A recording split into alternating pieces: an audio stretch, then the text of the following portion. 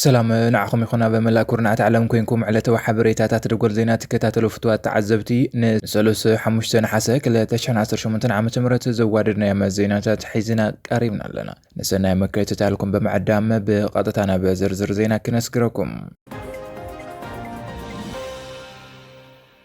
أب شررنا استخايروج ناي سرعة بلزقنا وتدرون بوليتيكا ونسلحيت فشل مخانو الرجاجيزو قبل تنتاني مارتين بلاوت جليزوم መንግስት ፌደራል ምስዕ ጥቃት ዘብዕተ ከዘነ ሰራዊት ሓምዳን ዳጋሎ ረئيس ፈንድ ብምዃን ኣብ ሸረሪና ምዕራብ ትግራይ ዝኸፈቱ ወታደራዊ ወፍሪ ብሰራዊት ትግራይ ብርቱዕ መግታእ ከም ዘጋጠሞ ተገሊጹ እቲ ውግእ ንሰራዊት ትግራይ ንምንብርካኽ ንሕብረተሰብ ኣምሓራ ንምልዕዓል ንኤርትራ ናብቲ ግጭት ብምስሓብ ማሕበረሰብ ዓለም ንምድንጋርን ዓቕሚ ሰራዊት ትግራይ ንምፍታሽን ዝዓለመ እንተነበረ እውን ፈሺሉ እዩ ክብል ሓቢሩ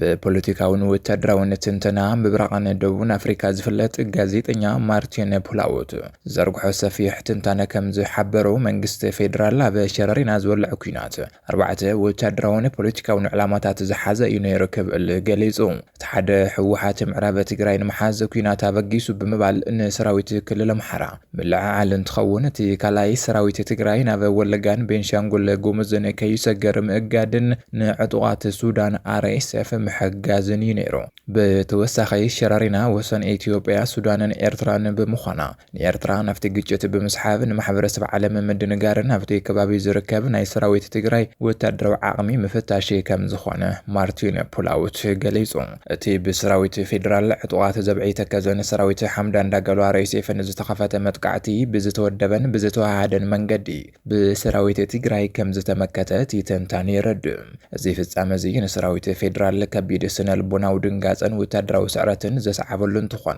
نايتي سرعه حادነት بغلباب زبل بروباغاندا فشل مخانو አረጋጊጹሎም ተይጽሑፈ ከም ዝሓበረው እዚ ፍጻመ እዚ ንኢትዮጵያና በዝኻፈ ውሽጣዊ ምፍልላይ ዘእቱ ብምዃኑ ዘላቂ ሰላም ንምምጻእ ተዋጋእቲ ሓይልታት በቕልጡፍ ተኽሲዶ ብምባል ናብ ናይ ሰላም ዘተ ምምላስ ከም ዘደሊ ሓቢሩ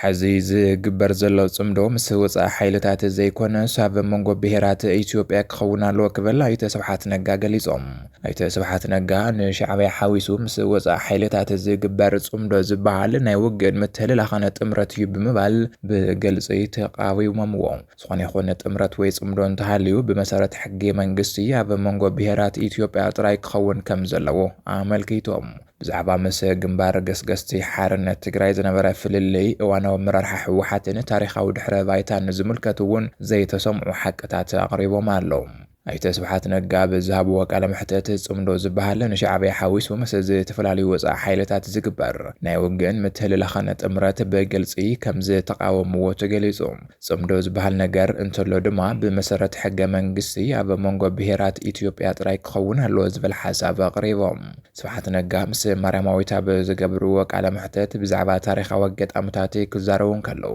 ግንባር ገስገስቲ ሓርነት ትግራይ ብሄረ ትግራይ ተጨቁኑ ብፍላይ ከዓ ብናይ شو محاور مسبلونا بسرو عبيدنا تسليلنا تقاصيلنا إنا نيرنا نا إثيوبيا حزب مبر نا تግራይ ብሄር ንበይናይ ተጨቆነን ሸዋ ጨቆና አይኮነን ንስኹም ከፋፈልቲ ብሄራትይኹም ሓደሽቲ ተረኛታት ተጨቆንቲ መሳፍንቲ ኢኹም ኢልና ደምሲስናዮም አጥፊናዮም ክብል ተደሚጽሎም በተወሳኺ አይተስብሓት ነጋ ኣብቲ ዘረብኦም ሕዚ ኣብ ሕወሓት ዘለዉ ሰባት ሕማቃት እዮም ክብሉ ገሊጾም ኣለዉ በተወሳኺ እውን ኣብቲ መጀመርያ እዋን ሕወሓት ክምስረት ከሎ ካብ መጀመርትኡ ዘረፍትን ኸተርትን ኢና ነርና ካብ ባንኪ ኣክሱም ገንዘብ ዘሪፍና ኢና ክብሉ ተደሚጾም بمنبر سلامة تجراي قدستي كتم أخصوم تبعيلا بز تسيمتي كتم أخصوم مسجد نخسر راح جنرال سامورايون سحاتيتم أب إثيوبيا ناي هايمانوت معرنة تاي ترجاجت أنا ناي أخصوم مسلمات بز تولد له مسجد كهانسون كقبرون ناي كعلون كبلتي جنرال تزاريبون نبرون عزازي سراويت مكل خلقي فيدري جنرال سامورايونس أب زكاير زلو حجرا مخكر كوميشن زت ساتفن تخون أبتزاتا أب إثيوبيا ناي هايمانوت معرنة تاي ترجاجت ኣይተረጋገፀን ብምባል ሓሳብ ኣቕሪቦም ካብ ኣብነት ነቲ ኣብ ከተማ ኣክሱም ዘሎ ኩነታት ብምጥቃስ ሙስሊማት ኣክሱም ኣብ ዝተወለደሉ ቦታ መስጊድ ክሃንጹን ክቕበሩን ከም ዘይኽእሉ ተዛሪቦም ኣብዚ ቀረባ እዋን ብመንበረ ሰላማ ትግራይ ቅድስቲ ከተማ ኣክሱም ዝበለ ስያመ ኣብ ዝተዋሃባ ከተማ ኣክሱም ብሃይማኖት ሽፋን ዝግበሩ ዕግርግራት ተላዒሎም ምንባሮም ዝዝከር እዩ። ጀነራል ሳሞራ ዮኑስ ኣብቲ ዘታ ብዝሃቦ ሓሳብ ኣብ ኢትዮጵያ ናይ ሃይማኖት ማዕርነት ኣይተረጋገፀን ብምባል ናይ ሃይማኖት ሓቋፋይነትን ፈትሕን ሕዚ እውን ዕዙዝ ትኹረት ዘድሊ ጉዳይ ምዃኑ ኣመልኪቱ ጀነራል ሳሞራ ጉዳይ ተኸተልቲ እስልምና ኢትዮጵያ ብምልዓል ኣብ ሃገርና ሕዚ እውን እንተኾነ ናይ ሃይማኖት ማዕርነት ከም ዘለ ዘርኢ ህያው ኣብነት ሙስሊማት ኣክሱም ምዃኖም ገሊጹሎም። بخالي زينا تي حزيز جمار وق أينوحن السودان كينات تجميرا بحصير وان كنزازو موينا كبل جنرال باج أدبلي قليزم جنرال باج أدبلي كام زبالو مس السودان وق انت تجميرو كام قدمو زنوح زي كونس مولا عقمي بمتقام أب حصير وان ززازا مخانوس ميرلو منقستي السودان ناي وشتو كينات كي ودعنا بإثيوبيا كسجر تفتينو حدميو حصير كام زخونن كتأفئن مخانو تنكيقوم اتناي حزو وق بتكنولوجي زدقاف بمخانو مشيغ محاز عرفتي موساد ويدما داقم موداف زبحال نگر كم زي لغليزو أمبسادر إثيوبيا بكينيا جنرال باچا دبليا بزهبو وتدرو حساب السودان كويناتي كجمريا إلان تحاسيوا عين نوحانينا بمبال إثيوبيا نزخوني خون كابشنخ سودان نزمس وتدرو تنكوسا بقلطفن بتأماننتن نممكاتن نمززامن ملو دلوناتي كم زلوا غليزو جنرال باچا وسيخو خمز حبرو منغستي سودان بعلو أبناي وشت كويناتي يركب سلازي دما منغستي سودان نتناي وشت كويناتي كيزا زمن اب إثيوبيا ناي متاو فتنن تغيرو عدميو حاصير كم زخون ملو بملو كتافن مخانو አጠንቀቅሎም መንግስቲ ኢትዮጵያ ዘሎ ሙሉእ ዓቕምን ሓይልን ተጠቂሙ ነትወግብ ብቁልጡፍ ክዛዝ ከም ዝደሊ ዝገለጸ ጀነራል ባጫ ከም ቀደሙ ዝነውሓሉ ምኽንያት የለን እንተ ጀሚርካ በሓፂር ግዜ ምዝዛም ይክብል ተደሚጹ ከም ቀደም ምሽግ ሒስካ ደጀን ሒስካ ዕረፍቲ ጌርካ ወዘተ ብምባል እትጓየሉ ኣይኮነን ብምባል እቲ ናይ ሕዚ ውግእ ብቴክኖሎጂ ዝምራሕ ምዃኑ ኣስሚሩሎም። ኣብ መንጎ ኢትዮጵያን ኤርትራን ዘሎ ወታደራውን ፖለቲካውን ውጥረት እናበረኸ ይኸይድ ከም ዘሎ ተገሊጹ ኤርትራ ንተቃወምቲ ሓይልታት ኢትዮጵያ ትገብሮ ዘላ ፖለቲካዊ ደገፍ ናብ ቀጥታ ወታደራዊ ወፍሪ ክልወጥ ይኽእል እዩ ክብል ናይ ኢትዮጵያ ውጽኢት ጉዳያት ኢንስቲትዩት ተፍሊጡ ኣሎ። ኤርትራ ምስ ናይ ትግራይን ኣምሓራን ሓይልታት ብምውህሃድ ጽምዶ ዝተሰየመ ናይ ሓባር ግንባር ብምፍጣር መንግስቲ ፌደራል ንምውዳቕ እናሰርሐት ምዃና ጌታቸው ረዳ ምግላጹ ዝዝከር እዩ። እቲ ውጥረት ከምዚሉ እንተቐጺሉ ወይቲ ኣይ ሰላማይ ኩናት ዘለሎ ኩነታት ዝቐጽል እንተኾይኑ ወይ ድማ እቲ ኩናት ናብ ሙሉእ ወታደራዊ ግጭት ብምስጋር ንኤርትራ እውን ብቐጥታ ዘእቱ ክኸውን ክብሉ ድማ ተንተንቲ ይገልጹ ኣለዉ። ኤርትራ ንተቃወምቲ ሓይልታት ኢትዮጵያ ትገብሮ ዘላ ደገፍ ቀስ በቀስ ናብ ቀጥታ ወታደራዊ ወፍሪ ክሰጋገር ይኽእል እዩ ብምባል ናይ ኢትዮጵያ ውጽኢት ጉዳያት ኢንስቲትዩት ኣጠንቂቖም። እቲ ኢንስቲትዩት ከም ኣብነት ዘቕረቡ ኣብ ከባቢ ዘላምበሳ ናይ ኤርትራ ወታደራዊ ኣመራርሓታት ምህላዎምን ምስ ዕጡቓት ሓይልታት ኢትዮጵያ ምውህሃዶምን ዝበለ መረዳእታ እዩ። ኣማኻሪ ቀዳማይ ሚኒስትር ኣብ ጉዳያት ምብራቕ ኣፍሪካ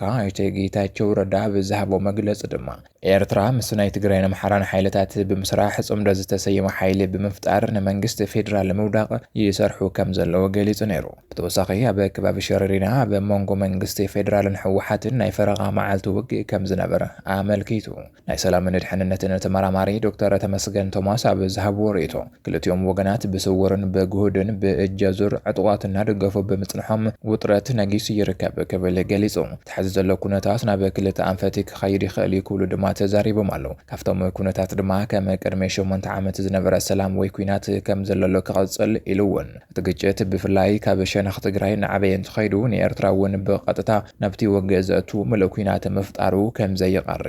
ኣረዲኦም። ኣብ መወዳእታ ሰራዊት ሱዳን ንከተማ አልጂና ንምቁጽጻር ጫፍ መብጽሑን ኣብ ልዕሊ RSF ዓብይ ስዕረት መብጽሑን ተገሊጹ።